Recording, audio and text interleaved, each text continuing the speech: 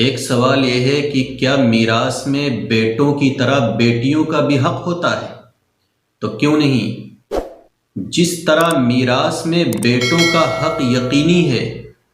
اسی طرح بیٹیوں کا بھی حق یقینی ہے۔ بس فرق یہ ہے کہ بیٹے کے مقابلے میں بیٹی کو آدھا حصہ ملے گا، یعنی بیٹی کے مقابلے میں بیٹے کو دوگنا حصہ ملے گا۔ بھائیوں کو چاہیے کہ باپ کے مرنے کے بعد اس کی میراث میں سے ان کی بہنوں کا جتنا حصہ بنتا ہو وہ پورا ادا کرے۔ اگر بھائی اپنی بہنوں کی میراث ادا نہیں کر رہے ہیں، ان کا حصہ ہڑپ کر کے بیٹھ رہے ہیں،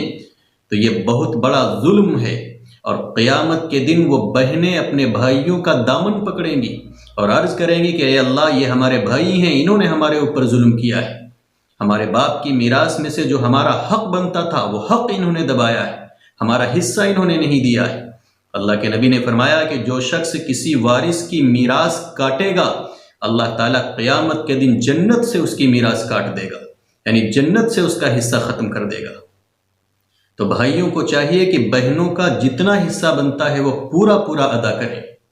اور اگر کوئی یہ سمجھتا ہے کہ ہم نے اپنی بہن کا نکاح کیا ہے،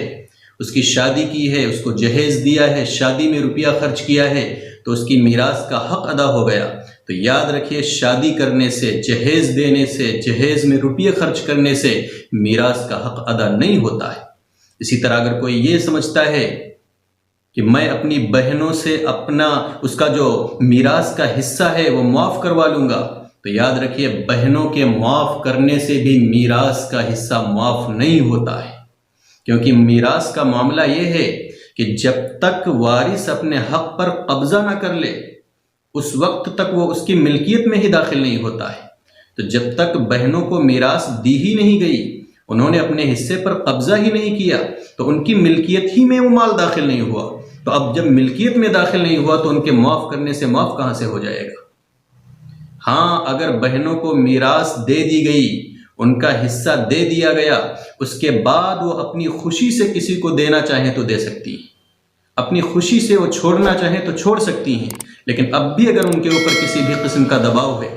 کوئی عار ہے، تو پھر ان کے معاف کرنے سے اور چھوڑنے سے کسی کے لیے ان کا حصہ لینا جائز نہیں ہوگا۔